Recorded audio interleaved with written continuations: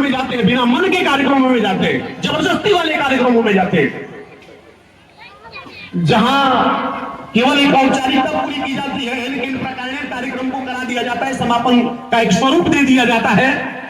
लेकिन मैं धन्यवाद देता हूं प्रधानाध्यापक महोदय जी को, और मैं धन्यवाद ज्ञापित करता हूं आदरणीय प्रधान जी को कि आदरणीय प्रधान जी जब भी बौलिया पांडे के अंतर्गत और इस विद्यालय के प्रांगण में कोई कार्यक्रम कराते हैं, पूरे दिल से कराते हैं, पूरे मन से कराते हैं, पूरे मोहब्बत के साथ कराते हैं। और जब भी आप कोई कार्य मन और मोहब्बत के साथ करते हैं तो वो कार्यक्रम एक इतिहास लिख जाता है, एक छाप छोड़ जाता है, जिसे वर्षों तक याद किया जाएगा। इस कार्यक्रम को मुझे लगता है कि इसके पहले बहुत सारे कार्यक्रम यहां हुए होंगे, लेकिन जितने विद्वान शिक्षा जगत के जो चुरमा है, जो मणि माणिक है, इतने विद्वान मुझे नहीं लगता है कि बौलिया पांडे के इस विद्यालय में कभी एक साथ उपस्थित हुए होंगे। सभी के लिए बड़ी तालियां बजाकर के उनका सम्मान करिए। जब हमारे किसी कार्य से, हमारे किसी व्यवहार से और हमारे किसी किरदार से हमारे खुद के चेहरे पर रौनक आती है ना, हमारे खुद के चेहरे पर प्रसन्नता आती है, हमारे खुद के चेहरे पर खुशहाली आती है और हमारा अंतर्मन आह्लादित और रोमांचित हो जाता है ना, तो उसे उत्तम कार्य कहते हैं, ये विद्वान कहते हैं। यदि हमारे कार्यों से हमारे ही चेहरे पर खुशहाली और रौनक आए तो उसे उत्तम कार्य करते हैं। लेकिन किसी हमारे कार्य से, किसी हमारे व्यवहार से, किसी हमारे किरदार से और इन विद्वानों के स्वागत और सत्कार से जब उन बच्चों के चेहरे पर खुशहाली आती है, इन अभिभावकों के चेहरे पर रौनक आती है, यहाँ के प्रतिभाशाली बच्चों के अंतर प्रफुल्लित होते हैं और वो जागृत हो जाते हैं, तो वो उत्तम कार्यक्रम नहीं रहते, वो सर्वोत्तम कार्यक्रम हो जाते हैं। वो सारे हृदय पर राज करने वाले कार्यक्रम हो जाते हैं। आज का यह कार्यक्रम सामान्य कार्यक्रम नहीं रह गया है, और वो सामान्य कार्यक्रम रहे भी तो क्यों रहे। जिस मंच पर पूर्वांचल के प्रत्यक्ष सत्ताविद जिनका नाम लेने से किसी भी कार्यक्रम में अकेले जहां उनके कदम पड़ जाते हैं, वो कार्यक्रम विशालता का स्वरूप धारण कर लेता है। ऐसे व्यक्तित्व आदरणीय अभिभावक और हमसे पुत्रवत व्यवहार रखने वाले आदरणीय डॉक्टर सीपी सिंह जी की जिस मंच पर, जिस समय में, जिस कार्यस्थल पर उपस्थिति हो, कार्यक्रम कभी छोटा नहीं हो सकता। यह कार्यक्रम इस समय पूर्वांचल के सबसे बड़े कार्यक्रम का स्वरूप धारण कर चुका है। और हम सभी ने जितने वक्ता यहाँ आए हैं, इन बच्चों को मोटिवेट करने का काम किया है, इन बच्चों को प्रेरित करने का काम किया है, इन बच्चों को शाबाशी दी है। बड़ी खुशी होती है ऐसे विद्वान शिक्षकों के बीच में बैठ करके। आज इस विद्यालय पर आकर के आपकी विद्वता और आपकी प्रखरता और आपके चपलता और बच्चों के प्रति जो आपकी मोहब्बत है सर, देख करके मन आह्लादित हो गया। इस तरह के मेहनत करने वाले लोग, आपकी पूरी टीम को बधाई देता हूं, स्पेशली आपको, लेकिन आपकी पूरी टीम को बधाई देता हूं। आदरणीय अजय तिवारी जी हमारे अभिभावक हैं, बड़े भाई हैं। आप सभी ने मिलकर के जो बच्चों को सजाया संवारा है, जो यहाँ पर उनकी प्रतिभाएं दिखाई हैं, जो यहाँ से बच्चे जाकर के देवरिया जिला में स्थान लेकर के आते हैं और 2,88,000 का चेक उनके हाथों में आदरणीय सर हमारे समर्पित करते हैं, तो मैं बिल्कुल आह्लादित और रोमांचित होकर के ये कहने के लिए मजबूर हूं कि ना किसी हम सफर से, ना किसी हम नसी से निकलेगा, ना किसी हम सफर से, ना किसी हम नसी से निकलेगा।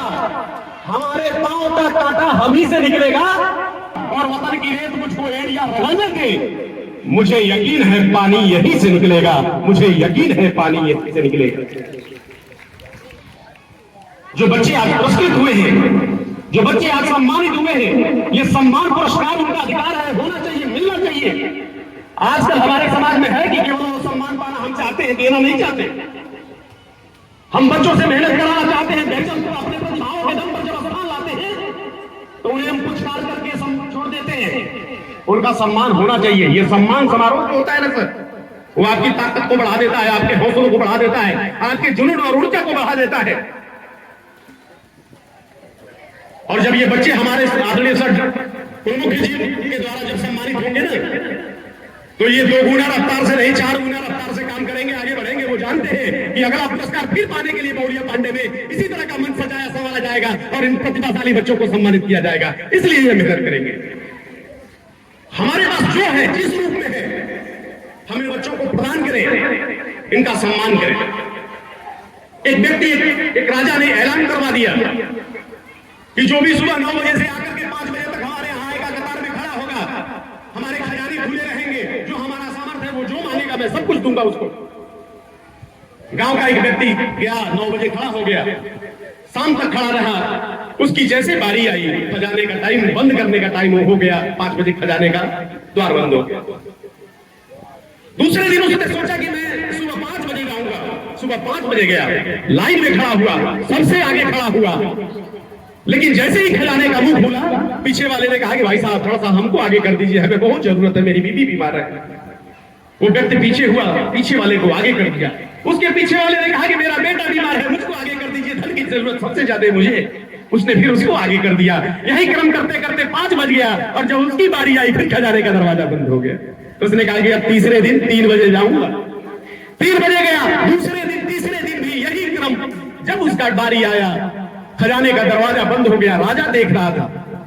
उसका सिपाही जाकर कहा, साहब एक ऐसा व्यक्ति आ रहा है जो सुबह से शाम तक खड़ा रहता है लेकिन कुछ लेके जाता नहीं है। राजा ने उसको बुलवाया और उसने कहा कि ये तुम क्या कर रहे हो, क्या करने आते हो? उस व्यक्ति ने कहा कि साहब जो आप कर रहे हैं वही तो मैं भी कर रहा हूं। महाराज ने कहा कि तुम क्या कर रहे हो? हम तो संपत्तियां बांट रहे हैं, हम धन बांट रहे हैं, हम हीरे मोती जवाहरात बांट रहे हैं, तुम्हारे पास क्या है कि तुम बांट रहे हो? तुम क्या दे रहे हो? उस व्यक्ति ने बड़ी विनम्रता से कहा कि महोदय आप धन संपत्ति हीरे जवाहरात बांट रहे हैं और मेरे पास मेरा समय है, मैं अपना समय बांट रहा हूं, मैं अपना समय दे रहा हूं। आपके पास जो है, जिस रूप में है, जिस स्वरूप में है, इन बच्चों को दीजिए, इनका हौसला बढ़ाइए, इन्हें प्रेरित करिए, इन्हें अपने शब्दों की ताकत से प्रेरित करिए, अपने शुभकामनाओं की ताकत से प्रेरित करिए। इनको बार बार शिक्षा के क्षेत्र में ले जाकर के उन्हें प्रतिस्पर्धाओं में खड़ा करके पुरस्कृत करिए, सम्मानित करिए, उन्हें प्रेरित करिए। और प्रेरणा में, विचारों में और सम्मान में बड़ी ताकत होती है सर। एक केन्या का वाक्य सर, विश्व का सबसे बड़ा सुसाइड अटेम्प्ट जिसका जिक्र मैं करने जा रहा हूं। एक केन्या में व्यक्ति था, उसके मन में विचार आया कि मैं आत्महत्या करूं, जीवन से बड़ी परेशान हो गया हूं, बड़ी मेरे जीवन में दुखों का अंबार लगा हुआ है, मैं इस दुनिया से मुक्ति चाहता हूं। फिर उसके मन में ख्याल आया कि जब मैं मर ही रहा हूं तो मैं अकेले क्यों मरूं, मैं कुछ लोगों को साथ में लेके मरूंगा। उसने इश्तेहार निकलवाया समाचार पत्रों में, आदरणीय सर, कि जो लोग दुखों से मुक्ति चाहते हैं, अपने परेशानियों से मुक्ति चाहते हैं, अपनी समस्याओं से मुक्ति चाहते हैं, वो फला जगह पे इस समय में उपस्थित हो जाए।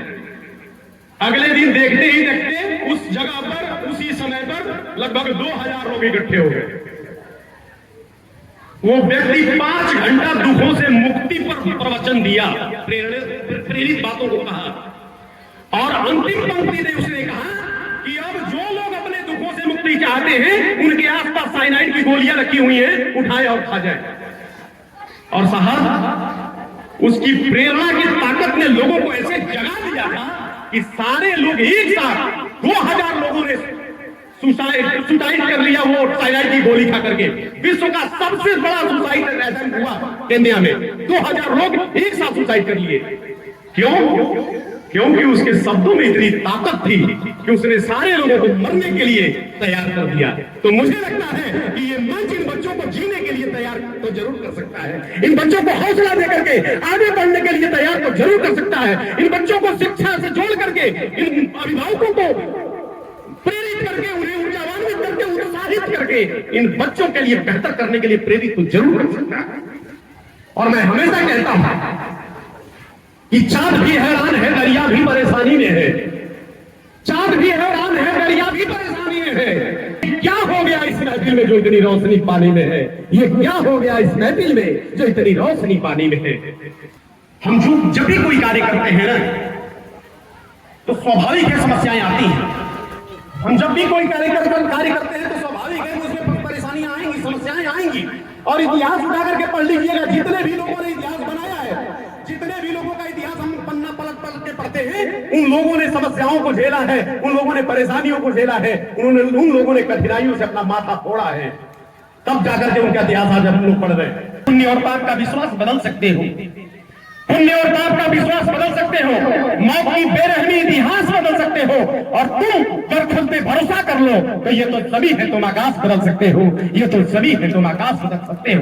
और साथियों, जीवन में ये समस्याएं आती जाती रहेंगी। युद्ध नहीं जिनके जीवन में वो भी बहुत आगे होंगे, युद्ध नहीं जिनके जीवन में, वो भी बहुत अभागे होंगे। या तो प्रण को तोड़ा होगा या फिर रण से भागे होंगे। अरे जीवन का दीपक का कुछ अर्थ नहीं जब तक तुमसे नहीं लड़ेगा।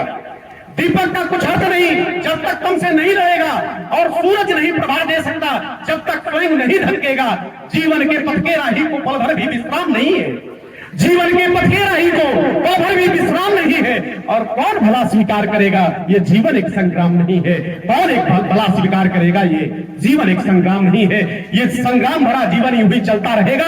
आपके जीवन में खुशहाली आए, आप प्रगति करें और अपने प्रतिभा को ले जाकर के जिले में नहीं प्रदेश स्तर पर खड़ा करें और यहाँ के गुरुजनों को आप गौरवान्वित होने का सौभाग्य प्रदान करें। यही सारी शुभकामनाएं देता हूं। और जो हमारे गुरु आज विदाई ले रहे हैं, मैं शिक्षक के लिए क्या कहूं, एक शिक्षक का विदाई होना मुझे लगता है कि समाज का एक अध्याय बंद हो जाना होता है। मुझे लगता है कि भगवान पृथ्वी पर नहीं आ सकता, इसलिए उसने गुरुओं को बना करके भेजा है। भगवान पृथ्वी पर नहीं आ सकता, इसीलिए वो गुरुओं को बना करके भेजा है कि आप चले जाइए मेरे प्रतिनिधि के रूप में। और जो जिनकी जरूरत है, जो ना समझ है, जिन्हें परेशानियां हैं, उनकी परेशानियों को हरिए, उनके अंदर बुद्धिमत्ता विजडम पैदा करिए, उनका मार्गदर्शन करिए, उन्हें प्रेरणा दीजिए, उनके जीवन को सुंदर और सफल बनाइए। क्योंकि एक गुरु के अधिकार में, उसके हाथ में निर्माण और